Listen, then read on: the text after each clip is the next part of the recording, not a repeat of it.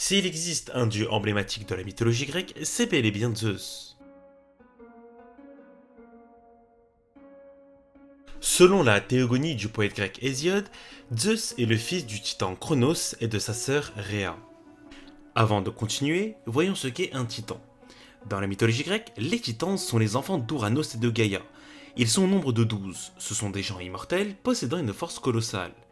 Les titanides, ou titanes, sont des titans féminins, mais c'est très souvent sous l'appellation de titanides que l'on retrouve dans différents récits.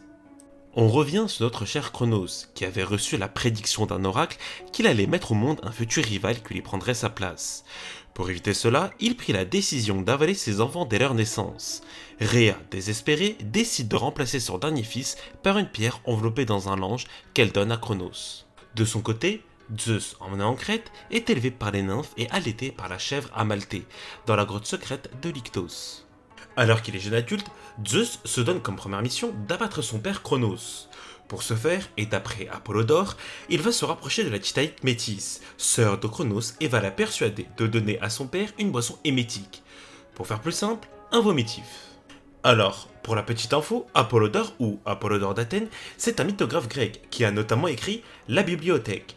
Sauf qu'on ne sait quasiment rien de lui. On ne sait même pas si le livre a été rédigé au IIe siècle avant Jésus-Christ ou après, et donc si c'est bien Apollodore d'Athènes l'auteur.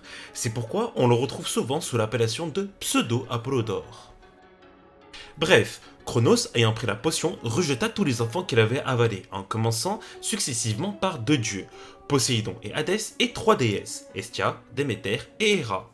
Ces 2 dernières seront les femmes successives de Zeus, et ces divinités seront appelées les Olympiens car ils éliront domicile sur le mont Olympe. Après avoir délivré les cyclopes, foudre, éclair et tonnerre des enfers, ces derniers, en signe de reconnaissance, offriront à Zeus le foudre. Oui, le foudre, au masculin, qui est dans plusieurs mythologies la représentation de la foudre. Ils offriront également à Poséidon le trident qui crée des tsunamis et à Hadès un casque qui permet à son porteur de se rendre invisible. Une fois les armes offertes, les Olympiens et les Cyclopes, sous la direction de Zeus, déclarèrent la guerre à Cronos, et donc à tous les titans. La guerre ne dure pas moins de 10 années célestes. Les dieux prirent le dessus et enfermèrent les titans dans le Tartare, région des enfers où résident les monstres et gardés par les Hécatonchires, des géants aux 100 bras et par Cerbère, le célèbre chien à 3 têtes. Cet épisode sera appelé la Titanomachie. La guerre étant désormais terminée, Zeus va partager le monde de manière juste avec les dieux qui ont participé au conflit. Et c'est ainsi que la mer revient à son frère Poséidon, la terre à sa grand-mère Gaïa, le ciel à Ouranos, les enfers à son autre frère Hadès, les saisons et les moissons à Déméter, la surveillance des foyers à sa sœur Hestia, etc. Il épouse aussi son autre sœur Héra. Et c'est de ce juste partage que naît un monde harmonieux, équilibré et organisé. Mais le triomphe des dieux ne marque pas la fin des hostilités. En effet, Gaïa ne peut pas accepter que ses enfants, les titans, se soient fait enfermer dans le Tartare. De ce fait, elle décide d'enfanter avec Tartare, donc avec elle-même, un monstre plus puissant que les titans. Typhon, une gigantesque créature, mi-homme, mi-bête, qui possède sur ses bras 100 têtes de serpent, sa bouche crache des tourbillons de feu et il est si grand qu'il dépasse les montagnes et sa tête touche les astres. La terrifiante créature pourchassait les dieux qui s'étaient exilés en Égypte et déguisés en animaux. L'affrontement de Zeus et de Typhon se fait sur toute la Méditerranée et va même se poursuivre jusqu'au mont Cassios, une montagne dominant la Syrie. Toujours selon Hésiode, le combat est si violent que même Hadès, le dieu des enfers, et les titans ont peur. Finalement, le monstre est maîtrisé mais son avenir est différent. En effet, selon certains récits, Typhon est envoyé dans les enfers. Selon d'autres, après avoir pactisé avec les dieux, il rejoint le mont Olympe et se contente de temps en temps de créer de puissantes tempêtes qui portent son nom. Et selon encore d'autres récits, il ira domicile sur le mont Etna. Cet épisode sera considéré comme l'élément fondateur de la mythologie grecque, même s'il existe des récits différents sur cette bataille. Il existe un événement comme le rapporte Apollodore qui se situe entre la Titanomachie et la guerre contre Typhon, la Gigantomachie. Mais cet événement sera mentionné bien plus tard dans des récits, et c'est pour cela qu'on ne va pas rentrer dans les détails.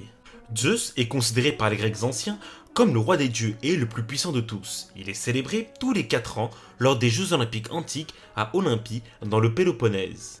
Étant le plus important des dieux, il possède plusieurs sanctuaires éparpillés autour du bassin méditerranéen. Je ne vais pas tous vous les citer, car il y en a beaucoup, mais on en retrouve en Grèce, en Libye, à Dodone, etc. Il possédait également une statue en son honneur, la statue Chryséléphantine de Zeus à Olympie, et était considérée comme la troisième merveille du monde. J'en parle au passé car malheureusement elle fut détruite lors d'un incendie. Remportant la bataille contre les titans et Typhon, et ayant reçu le foudre qui pouvait aussi bien faire trembler le ciel dans son entièreté qu'être utilisé contre ses ennemis, Zeus est considéré par les Grecs anciens comme le dieu des dieux et le dieu suprême. Mais il ne remplit pas que ce rôle. En effet, il est aussi vu comme un dieu justicier, protecteur, bienfaiteur et sauveur, et c'est aussi à lui que revient le contrôle de la météo.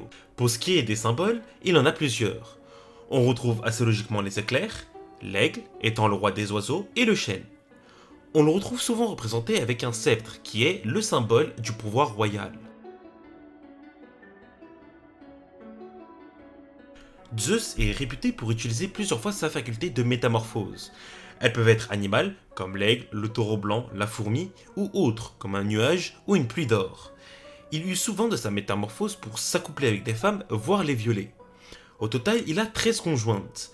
De ces relations naissent plusieurs dieux ou demi-dieux, pour la plupart célèbres. Je ne vais pas tous vous les citer, mais en voici quelques-uns. De son union avec Héra, les dieux Héphaïstos et Arès naissent. Avec Leto, Artémis et Apollon. Avec Maïa, Athéna. Avec Alcmène, le célèbre demi-dieu Héraclès ou Hercule, etc. Le nom de Zeus a traversé le temps et est encore très présent de nos jours dans la pop culture. On le retrouve dans plusieurs domaines, dans la littérature avec la série de romans Percy Jackson, dans One Piece, on le retrouve également au cinéma avec le choc des titans, la colère des titans, dans le dessin animé Hercule de Walt Disney, dans l'univers DC et Marvel ou encore dans le jeu God of War et son nom n'est pas près de disparaître.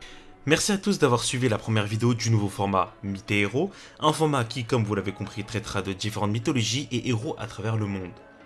N'hésitez pas à liker, à partager la vidéo et à vous abonner pour soutenir la chaîne. Et on se retrouve bientôt pour une prochaine vidéo.